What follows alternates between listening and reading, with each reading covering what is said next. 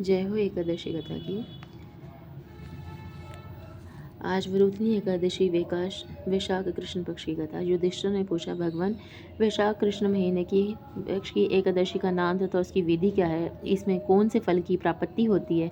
श्री कृष्ण बोले, राजेश्वर, वैशाख मास के कृष्ण पक्ष की एकादशी का नाम वरुथनी एकादशी है। ये सौभाग्य को देने वाली इसके व्रत से मनुष्य के समस्त पाप नष्ट हो जाते हैं, अंत में सुख मिलता है। वरुथनी के व्रत के प्रभाव से ही राजा मानदाता स्वर्ग को गए थे। वरुथनी एकादशी के व्रत के फल 10,000 वर्ष तपस्या करने के फल के बराबर है। कुरुक्षेत्र में सूर्य ग्रहण के समय जो एक बार स्वर्ण दान करने से फल मिलता है, वही फल वरुथनी एकादशी के व्रत करने से मिलता है। वरुथनी एकादशी के व्रत के प्रभाव से मनुष्य इस लोक तथा परलोक में दोनों में सुख प्राप्त करते हैं और अंत में स्वर्ग को जाते हैं।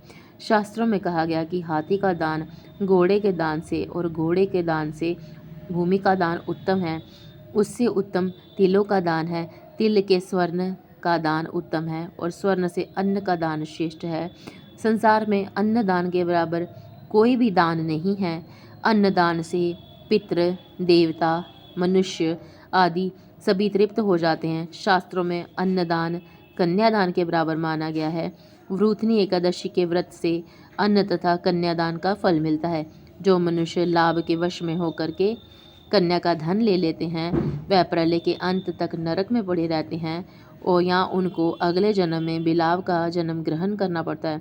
जो मनुष्य प्रेम से एवं धन सहित कन्यादान करते हैं, उनके पुण्यों को चित्रगुप्त भी लिखने में असमर्थ हो जाते हैं। जो मनुष्य इस वरुथनी एकादशी का फल व्रत करते हैं, उनको कन्यादान का फल मिलता है।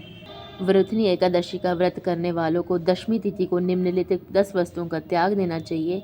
कांसे के बर्तन में भोजन करना, मांस, मसूर की दाल, चना, कोदो, शाक, मधु, शहद, दूसरे का अन्न, दूसरी बार भोजन करना, स्त्री के संग या अन्य किसी के साथ मैथुन करना, उस दिन जुआ नहीं खेलना चाहिए तथा शयन नहीं करना चाहिए। उस दिन पान खाना, दातुन करना, दूसरे की निंदा करना और पापियों से साथ में बातचीत भी नहीं करनी चाहिए। उस दिन क्रोध, मिथ्या भाषण का त्याग कर देना चाहिए। इस व्रत में नमक, तेल तथा अन्न वर्जित है। हे राजन, जो मनुष्य इस एकादशी को विधिवत करते हैं, उनको स्वर्ग लोक की प्राप्ति होती है।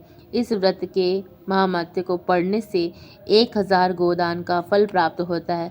इसका फल गंगा के स्नान करने से भी फल से भी अधिक है। इस कथा का सार ये है, संयम सौभाग्य का आधार है। हर प्रकार का संयम रखने से प्राणी में सुख और सौभाग्य की वृद्धि होती है। यदि व्यक्ति में संयम नहीं है तो उसके द्वारा किए गए तप, त्याग व भक्ति पूजा आदि सब प्रभावहीन हो जाते हैं। कथा समाप्त। जय हो श्री लक्ष्मी नारायण भगवान की।